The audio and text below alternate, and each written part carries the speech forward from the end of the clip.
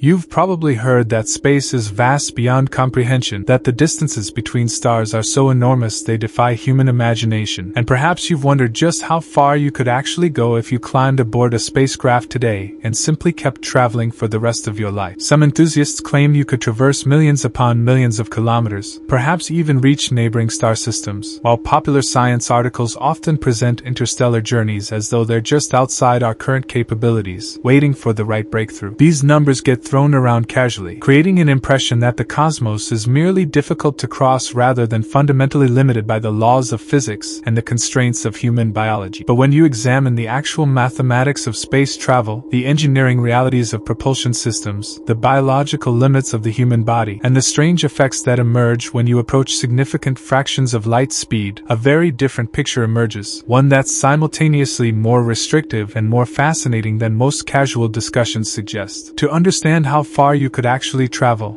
you need to start with the most fundamental constraint: your lifespan. A human being currently lives, on average, somewhere between 70 and 85 years, depending on geography, genetics, and access to healthcare. This isn't speculation or a theoretical limit, it's a biological reality grounded in cellular senescence, telomere shortening, accumulated DNA damage, and the gradual failure of organ systems. Every moment you spend traveling through space is a moment subtracted from this finite allocation of time.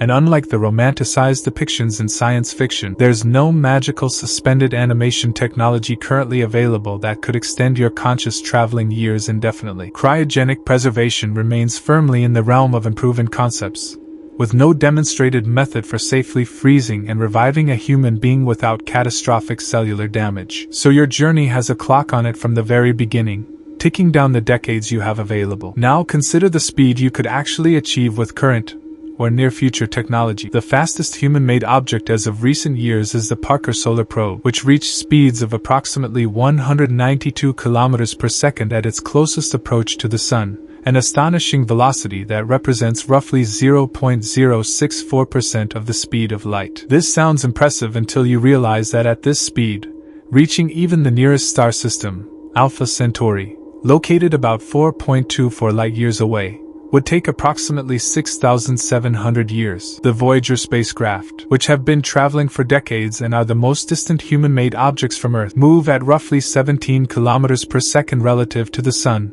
a speed that would require more than 75,000 years to cover the distance to Alpha Centauri. These aren't theoretical calculations. These are actual velocities achieved by actual spacecraft, and they reveal just how glacially slow we move compared to the cosmic distances involved. But let's imagine you had access to a more advanced propulsion system, something beyond chemical rockets.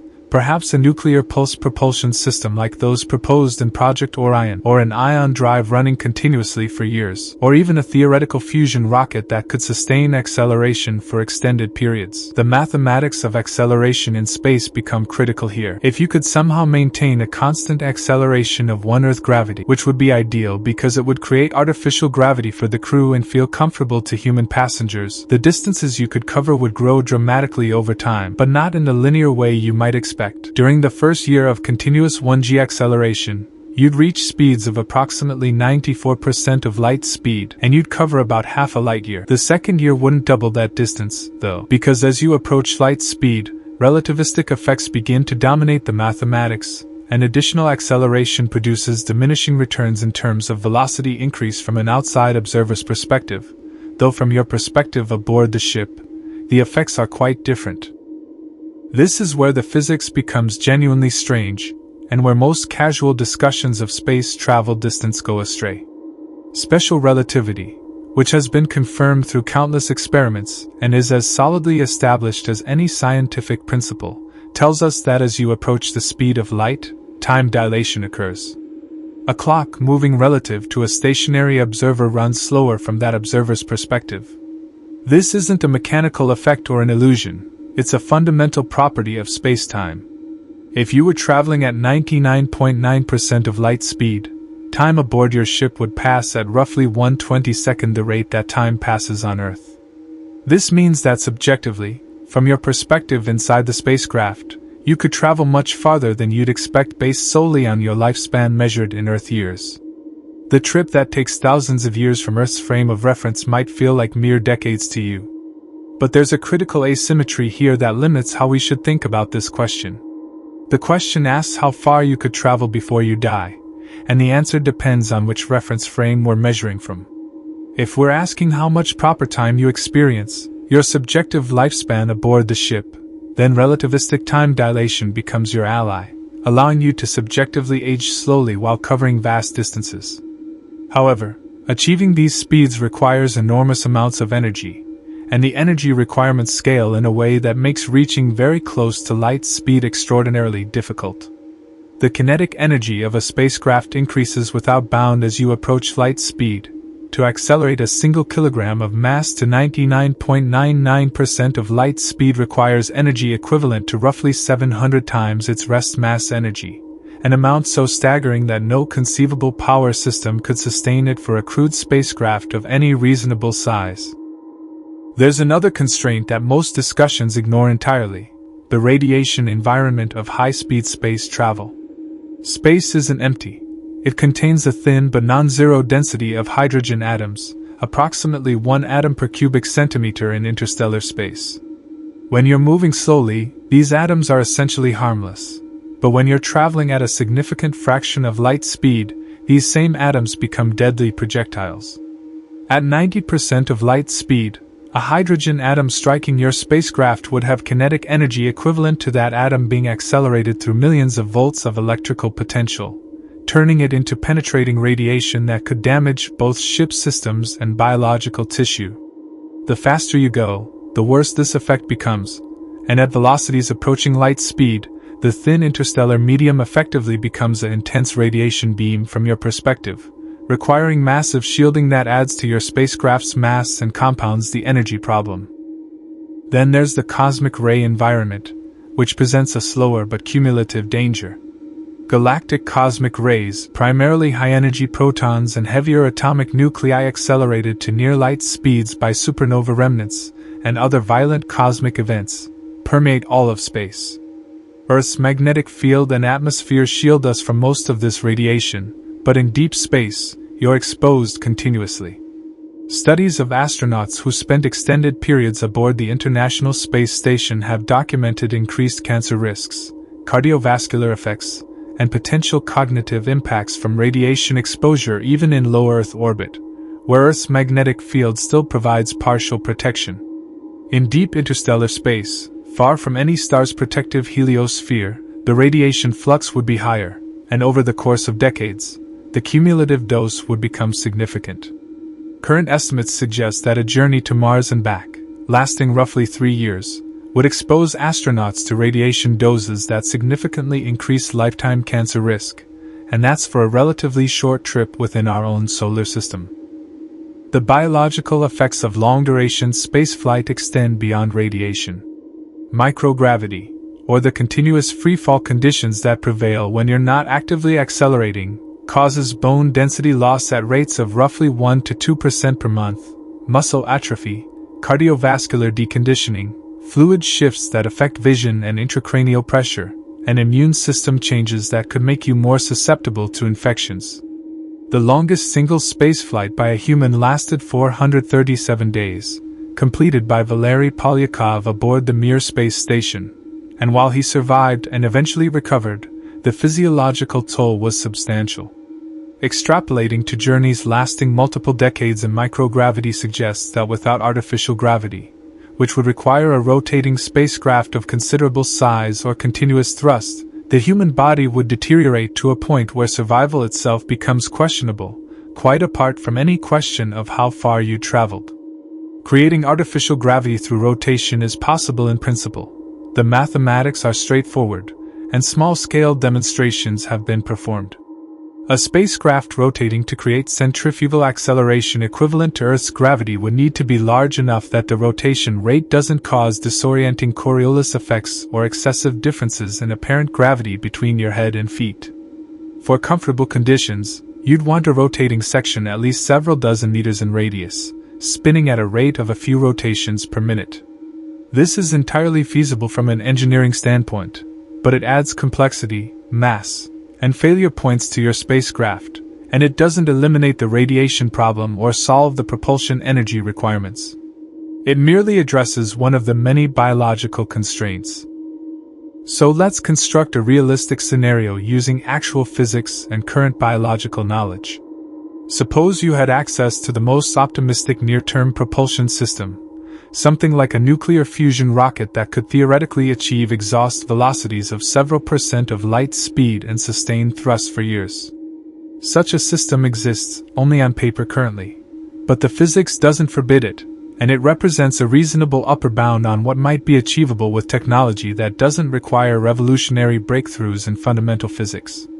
With such a system, you might be able to accelerate to perhaps 5 to 10% of light speed over a period of several years, then coast for the majority of your journey, then decelerate again at your destination. At 10% of light speed, you'd be covering roughly 30 million kilometers per day, a velocity so extreme that the entire distance from Earth to the Sun would be crossed in less than 14 hours. At this speed, the nearest star system, Alpha Centauri, would be reachable in roughly 43 years of travel time, not accounting for acceleration and deceleration phases, which would add several more years to the journey. This 43-year duration is measured in the reference frame of Earth and the stars. Aboard the spacecraft, relativistic time dilation at 10% of light speed would compress this time by only about 0.5%, hardly noticeable, so you'd subjectively experience essentially the same 43 years.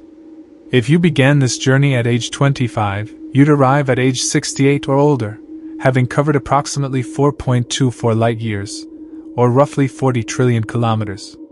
This represents a plausible upper bound for a one-way journey with currently conceivable technology, and it's worth noting that we're already pushing the boundaries of what's realistic here. The energy required to accelerate even a modest spacecraft to 10% of light speed is approximately equal to the total kinetic energy of several million tons of TNT per kilogram of spacecraft mass, an energy budget that would require either carrying impossibly large amounts of fuel or collecting fuel from the interstellar medium en route, which introduces its own set of formidable technical challenges. But the question asks how far you could travel before you die, not how far you could travel one way to a destination. If we're talking about the total distance covered during your lifetime, then we should consider continuous travel rather than a single journey to a specific target. In principle, if you could maintain acceleration continuously, the distances grow much larger due to the relativistic effects mentioned earlier.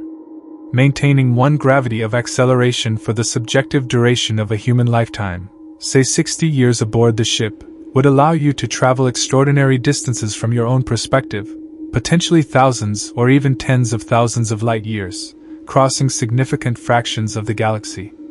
However, from Earth's perspective, hundreds of thousands of years would have passed, and the energy requirements for such a journey are so absurdly large that they border on meaningless. The amount of energy needed to sustain 1g acceleration for decades exceeds the total energy output of the Sun over similar timescales when you account for the increasing relativistic mass of the spacecraft as it approaches light speed.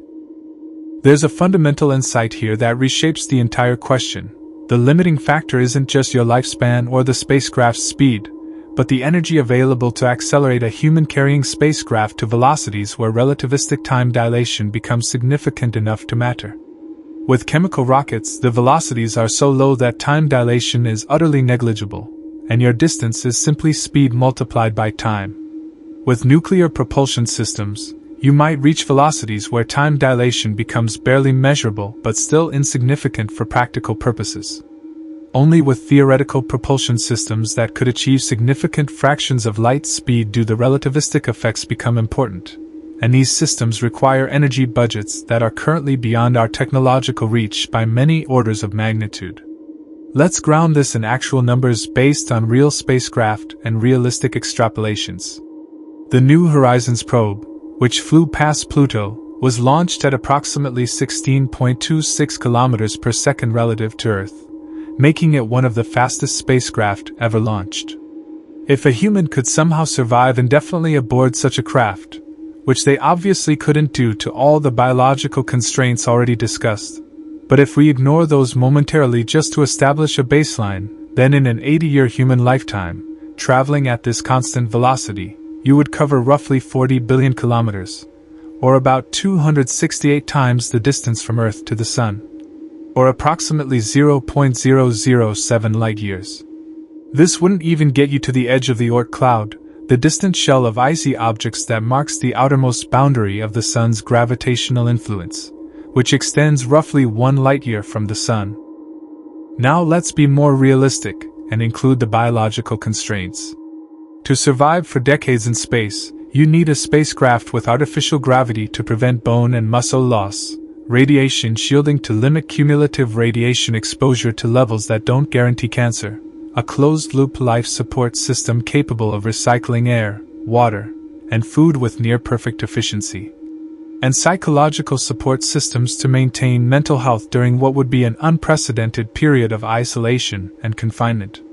Even with all these systems, medical studies of astronauts suggest that some physiological changes might be irreversible beyond certain durations, and the psychological challenges of multi-decade isolation could be profound. The longest that humans have demonstrated they can live in space-like conditions, including studies in isolation chambers on Earth and actual spaceflight, is measured in months to about 1 year, not decades. Extrapolating to 70 or 80 years is an act of faith, not science. Factor in realistic propulsion capabilities, and the picture becomes clearer. An ion drive, which is an actual technology used on some spacecraft today, can achieve exhaust velocities of up to 90 km per second in current designs, and theoretical improvements might push this to several hundred kilometers per second. These drives produce very low thrust, so acceleration is slow, but they can run continuously for years given sufficient power from solar panels or a nuclear reactor. If you had a spacecraft with a continuously running ion drive and a power source sufficient to operate it throughout an 80-year human lifespan, and if you spent the first 40 years accelerating and the last 40 years decelerating so you'd arrive at rest relative to your starting point, the maximum speed you'd achieve at the midpoint would depend on the thrust-to-weight ratio of your spacecraft, which is limited by the power available and the mass you're trying to push. For a realistic crewed spacecraft with all necessary life support, the mass would be substantial, many tons at minimum. Let's assume optimistically that you could achieve an average acceleration of 1/millionth of a gravity over this 80-year period, which would be remarkable for an ion drive pushing a large crewed spacecraft, but not impossible with advanced nuclear power. After 40 years of acceleration at this rate, you'd reach a velocity of roughly 12 kilometers per second, and the total distance covered during the acceleration phase would be approximately 200 billion kilometers. The deceleration phase would cover the same distance, giving you a total round-trip distance of roughly 400 billion kilometers, or about 0.042 light-years. This is approximately 100 times farther than the most distant human-made object has traveled, but it's still nowhere near even the nearest star.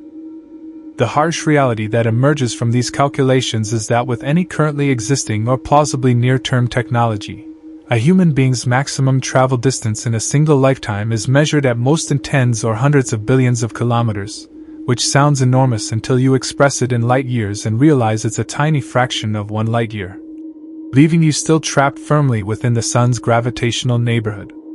The distances to even the nearest stars are so vast that crossing them requires either velocities we cannot currently achieve or timescales that exceed a human lifespan. The only way around this limit is relativistic time dilation, which allows subjective time aboard the spacecraft to pass more slowly, but accessing this effect requires accelerating to such high velocities that the energy requirements become prohibitive. There's a concept in physics called the rocket equation, first formulated by Konstantin Tsiolkovsky, which relates the change in velocity a rocket can achieve to its exhaust velocity, and the ratio of its initial mass to its final mass after burning fuel. This equation reveals a brutal truth. To achieve high velocities, you need either extremely high exhaust velocities or you need to carry enormous amounts of fuel relative to your payload, and the relationship is exponential. To reach 10% of light speed using even an optimistic fusion rocket with an exhaust velocity of 5% of light speed would require a mass ratio of about 7:1, meaning you'd need to carry 7 kilograms of fuel for every kilogram of spacecraft you want to accelerate, not including the fuel itself. For a crewed spacecraft with all necessary life support, this translates to hundreds or thousands of tons of fuel, which itself must be accelerated, which requires even more fuel, creating a vicious cycle that makes high velocities extraordinarily difficult to achieve in practice. Some proposals attempt to sidestep the rocket equation by not carrying fuel at all, but instead using external energy sources. A laser-pushed light sail, for instance, could be accelerated by a powerful laser array stationed in the solar system, pushing against a thin reflective sail attached to a spacecraft. The spacecraft wouldn't need to carry fuel, so the mass ratio problem disappears, and in principle, you could reach significant fractions of light speed this way.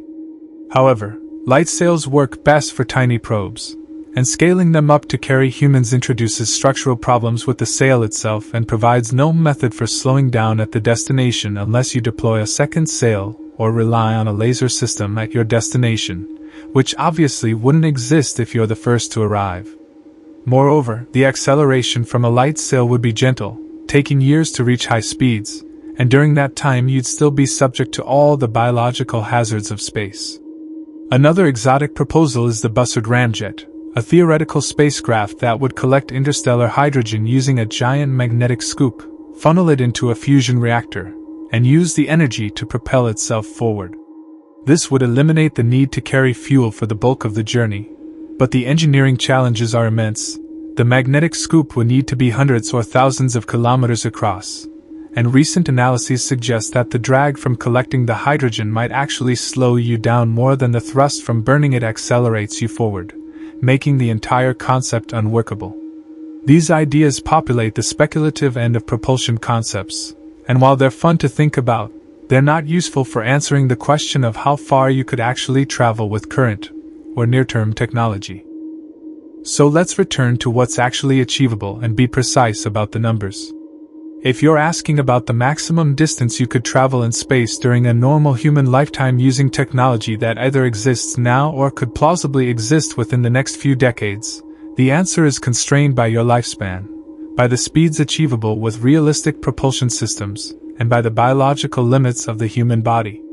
The Parker Solar Probe's speed of 192 km per second represents roughly the upper limit of what we've achieved with gravity assists and solar proximity, and a human couldn't survive the acceleration or the solar radiation involved in that trajectory. But let's use it as an optimistic benchmark for what might be possible with a crewed craft using advanced propulsion and years of continuous acceleration. If you could maintain an average velocity of 100 km per second, which is lower than the Parker Solar Probe's peak but more sustainable for a crewed spacecraft, throughout an 80-year lifespan, you would cover approximately 250 billion kilometers, or about 0.026 light-years. This distance would take you well beyond the outer planets, past the termination shock where the solar wind meets the interstellar medium, and into the true interstellar void, but you'd still be nowhere near any other star. You'd be in a region of space so dark that the sun would appear as merely the brightest star in the sky, not as a disk, and you'd be surrounded by an incomprehensible emptiness, with the nearest destination still decades or centuries of further travel away at your current speed. To reach Alpha Centauri specifically, the nearest star system and a common benchmark for interstellar distances, you'd need to travel 4.24 light-years, which is approximately 40 trillion kilometers or 25 trillion miles. At 100 kilometers per second, this journey would take roughly 12,700 years, far exceeding any human lifespan by a factor of more than 150.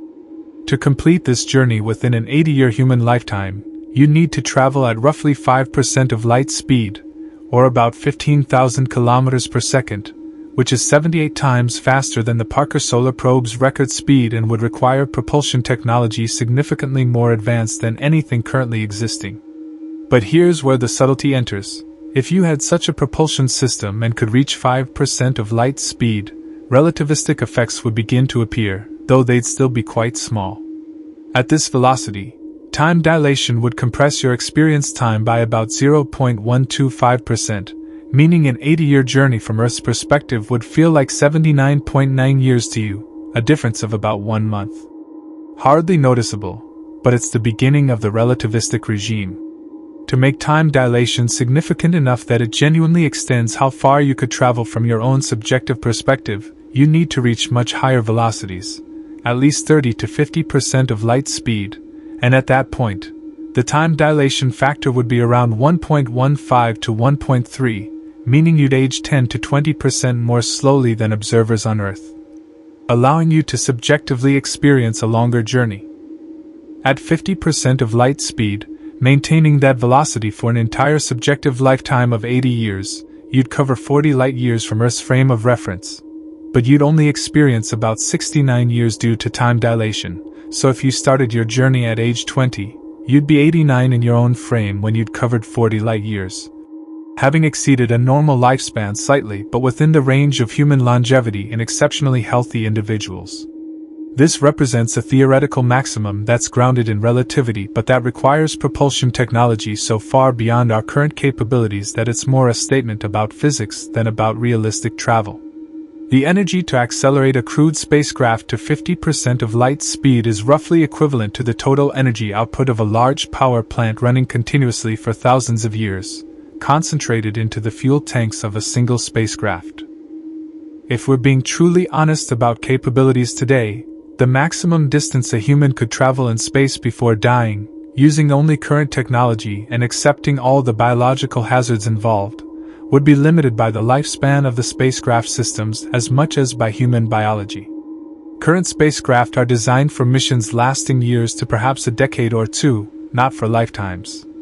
The power systems degrade, the electronics succumb to radiation damage, and the mechanical systems wear out.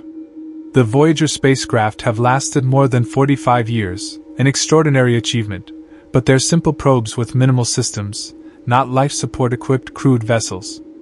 Assuming you could maintain a spacecraft for an entire human lifetime, and assuming you could survive the radiation, the microgravity, and the isolation, and assuming you had propulsion capable of reaching and maintaining a velocity of roughly 50 kilometers per second, which is higher than most current spacecraft but within the realm of what advanced ion drives might achieve, you would cover roughly 125 billion kilometers in 80 years, or about 0.013 light years. This is the realistic answer, approximately 0.01 to 0.03 light years, or 10 to 30 billion kilometers, depending on the exact propulsion system and whether you're willing to push biological limits to their maximum. This distance is enough to leave the solar system entirely and enter the interstellar void, to become the first human to truly separate from the sun's influence. But it's not enough to reach any other star, not even close. The nearest star would still be more than 100 times farther away than you'd manage to travel. This is the fundamental limitation that space travel faces. The universe is so incomprehensibly large, and the speed of light is so fundamentally limiting, that even traveling for an entire human lifetime at velocities that would be considered extraordinary achievements barely makes a dent in interstellar distances. Now, if you're willing to entertain more speculative scenarios, there are ways to extend this distance, but they all require technologies that don't currently exist. If you had a spacecraft capable of sustaining one gravity of acceleration indefinitely, powered by some form of matter-antimatter annihilation or another exotic energy source, and if you accelerated for half your lifetime and decelerated for the other half, the distances become much larger due to time dilation. In your own reference frame, you'd experience a normal lifetime, but from Earth's perspective, centuries or millennia could pass depending on how long you accelerated. After 1 year of subjective time at 1g acceleration, you'd be traveling at 94% of light speed and would have covered about half a light year from Earth's perspective, but only about 0.56 light years from your own. After 10 years subjective time, you'd have covered about 150 light years from Earth's frame and would be traveling at 99.99% of light speed. After 40 years, half of an 80-year lifetime, you'd have covered thousands of light years, and the return journey would double that, giving you a total distance potentially reaching tens of thousands of light years. But this is entirely theoretical and requires energy sources that don't exist. Antimatter, for instance, is produced in minuscule quantities at enormous cost. The total amount of antimatter ever created by humans would barely be enough to boil a cup of tea if you could harness all of its annihilation energy. Scaling up to the amounts needed for spacecraft propulsion would require technologies and energy investments that are currently far beyond our civilization's capabilities. So while it's physically possible according to the laws of relativity, it's not practically achievable, and therefore not a meaningful answer to the question as asked. The most scientifically grounded answer, then, acknowledges both the biological constraints and the engineering realities. A human being, starting a journey today with the best available or near-term conceivable technology, could realistically expect to travel somewhere between 10 billion and 300 billion kilometers before dying of old age, depending on the exact propulsion system and the level of risk they're willing to accept regarding radiation exposure and microgravity effects. This translates to roughly 0.001 to 0.03 light-years. The lower end of this range represents conservative estimates with current ion drive technology and careful attention to all safety factors. The higher end assumes aggressive use of advanced nuclear propulsion, acceptance of significant health risks, and continuous operation of systems over a full human lifetime without major failures, which is optimistic but not impossible.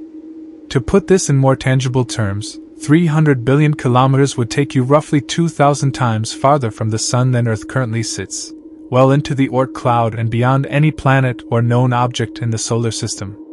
You'd be in a region where the Sun provides virtually no heat, where temperatures hover just a few degrees above absolute zero, and where the darkness is broken only by the distant stars. From this vantage point, the Earth would be completely invisible, indistinguishable from the background stars even with a powerful telescope, and you'd have achieved something no human has ever achieved, true separation from your home world. Yet even from this remote location, the nearest star would still appear as a distant point of light, years or decades of further travel away even at your considerable velocity.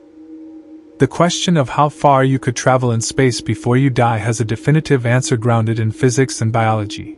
With current, or plausibly near-term technology, approximately 10 to 300 billion kilometers, with the most realistic estimate falling somewhere around 100 billion kilometers for a journey lasting an entire human lifetime. This represents roughly 0.01 light-years, or 1/100th of the distance to the nearest star. With theoretical advanced propulsion systems that could achieve significant fractions of light speed, the distance could extend to several light-years measured from Earth's reference frame, though from your subjective experience you'd still have aged a normal human lifetime. With even more exotic propulsion systems capable of sustained relativistic acceleration, the distances could reach thousands of light-years from Earth's frame, but these technologies are so far beyond current capabilities that they belong more to the realm of imagination than practical planning. The fundamental insight here is that space travel is limited not just by technology but by the basic physics of energy, by the biological fragility of the human body, and by the fixed rate at which time passes in your own reference frame. You can't escape your own aging, and while time dilation could theoretically allow you to cover vast distances without experiencing vast amounts of time, accessing that effect requires energies that are currently unattainable. The universe's scale is so enormous that even at velocities that would be considered miraculous achievements, a human lifetime is barely enough to scratch the surface of interstellar space. This isn't pessimism. It's simply the mathematical reality that emerges when you combine the laws of relativity, the constraints of propulsion physics, and the limits of human biology. If this kind of precise exploration of what's actually possible versus what's commonly assumed has given you a new perspective on space travel, you might consider liking this video.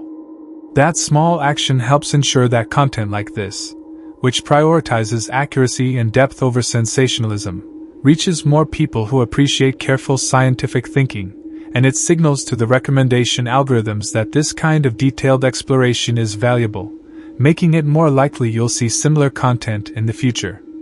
The question of human limits in space is one where clear thinking matters, where the gap between popular assumptions and physical reality is especially wide, and where understanding the actual constraints helps us appreciate both the genuine achievements of space exploration and the profound challenges that remain.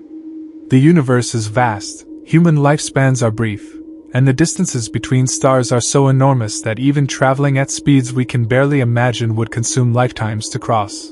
But understanding these limits precisely is the first step toward either accepting them or finding clever ways to work within them.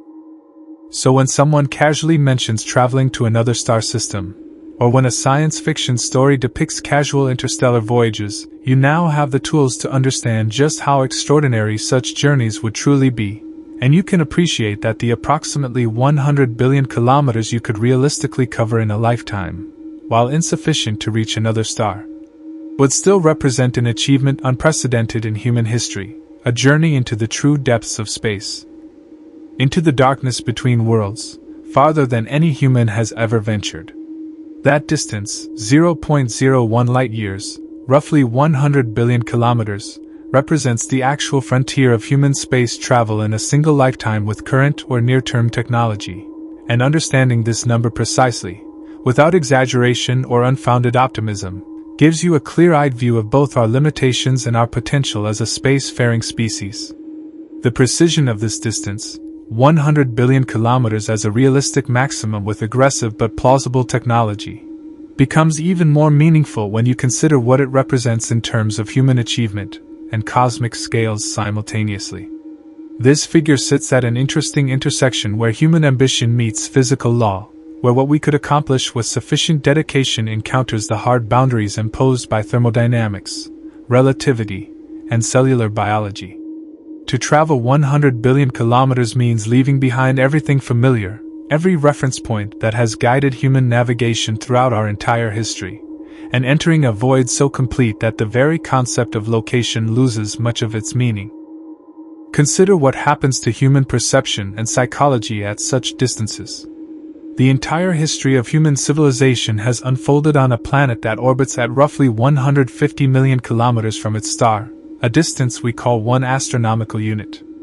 Every human who has ever lived has experienced the sun as a disk in the sky, a source of warmth and light that rises and sets, that defines day and night. At 100 billion kilometers, the sun would subtend an angle of roughly 3 arcseconds, appearing not as a disk but as an intensely bright point, still the brightest object in the sky by far but no longer the familiar presence that has accompanied every moment of human existence. The psychological impact of this change is difficult to overstate.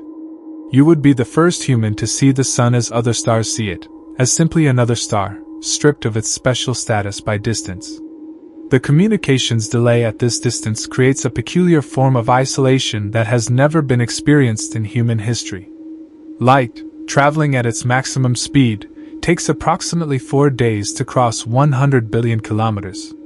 This means that any message you send back to Earth would take 4 days to arrive, and any response would take another 4 days to return to you. You would be living 8 days in the past relative to any conversation with Earth, a delay that fundamentally changes the nature of communication. Real-time conversation becomes impossible. Every exchange becomes an exchange of recorded messages, of thoughts carefully composed knowing that by the time they're received, the context may have changed, the moment may have passed. This temporal isolation compounds the spatial isolation, creating a form of loneliness that's qualitatively different from anything experienced by Antarctic researchers, deep-sea explorers, or even astronauts in low Earth orbit, who can speak with ground control with delays measured in fractions of a second. The view behind you, back toward the solar system, would show the planets as distant points of light if they were visible at all, their positions slowly shifting against the background stars as they continue their ancient orbits around a sun that no longer dominates your sky. Jupiter, the giant of our planetary system, would be completely invisible to the naked eye at such distances, and even Saturn, with its majestic rings, would be just another faint star if you knew exactly where to look. The entire architecture of the solar system, the arrangement of worlds that represents the only cosmic neighborhood humanity has ever known, would be compressed into a tiny region of sky, distinguishable from the background of stars only with careful observation and prior knowledge of where to look. Yet for all this distance, for all this isolation and achievement, you would still be fundamentally within the sun's domain. The sun's gravitational influence extends roughly 1 light-year to the outer edges of the Oort cloud, that vast spherical shell of icy bodies that represents the true boundary of the solar system. At 0.01 light-years, you'd have penetrated perhaps 1% of the way to this boundary. The sun would still be the dominant gravitational influence on your spacecraft. You'd still be, in a very real sense, in orbit around the sun, just in a highly elongated orbit that takes you far from its warmth but never truly releases you from its grip. The nearest star, Alpha Centauri, would still exert less gravitational pull on you than the Sun does, despite being in roughly that direction if you'd chosen to travel toward it. This raises an interesting point about directionality in such journeys. The question of how far you could travel assumes you're traveling in some direction, but in the emptiness of interstellar space, one direction is much like another. There are no landmarks, no roads, no natural destinations. If you're not aiming for a specific star, which would be pointless given that you can't reach any star within a human lifetime at these speeds, then your direction becomes almost arbitrary. You could aim toward the galactic core, toward the galactic rim, perpendicular to the galactic plane, or in any direction that strikes your fancy. The universe looks roughly the same in all directions on scales smaller than clusters of galaxies, so your choice of direction would be guided more by human considerations, by which view you want it to have, or by scientific objectives like studying particular interstellar clouds or magnetic fields, rather than by any practical notion of traveling toward a destination. The scientific opportunities at such distances would be extraordinary, representing genuinely new knowledge that couldn't be obtained any other way. The study of the interstellar medium, the thin gas and dust that fills the space between stars, would be possible with a level of detail impossible from Earth or even from probes in the outer solar system. The cosmic microwave background radiation, that faint echo of the Big Bang that permeates all of space, could be measured without interference from the Sun's own emissions, providing data of unprecedented precision. The gravitational environment at such distances from any star would allow tests of general relativity and gravitational physics that are impossible closer to massive bodies where gravitational fields are stronger and more complex. In some sense, the journey itself, rather than any destination, would be the scientific objective, each billion kilometers revealing new aspects of the interstellar environment. But these scientific opportunities come with the burden of knowing that you'll never return, that you'll never walk on Earth again, never feel rain or wind, never stand in a forest or swim in an ocean. The decision to travel 100 billion kilometers is a decision to die in space, far from home, in a metal capsule hurtling through darkness. There's no possibility of rescue if something goes wrong beyond the first few years of the journey. No spacecraft from Earth could catch up to you once you'd built up significant velocity, not with current technology.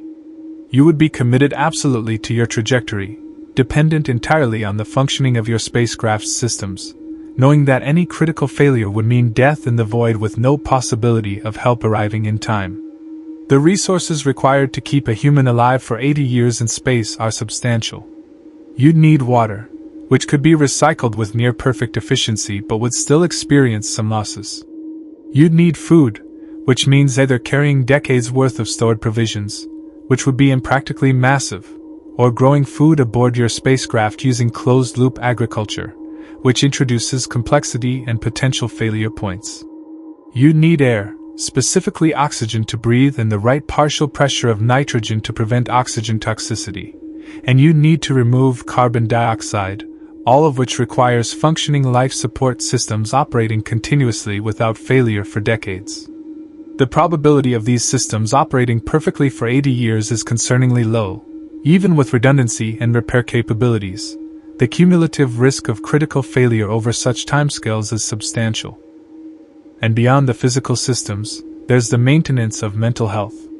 Humans are social beings, evolved for life in communities, and the isolation of a solo journey would be psychologically devastating for most people.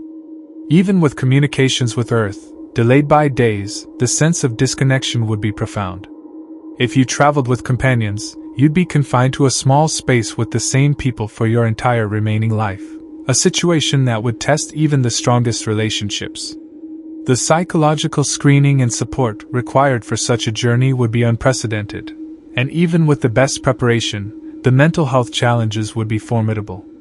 These considerations don't change the fundamental answer to how far you could travel, but they add important context.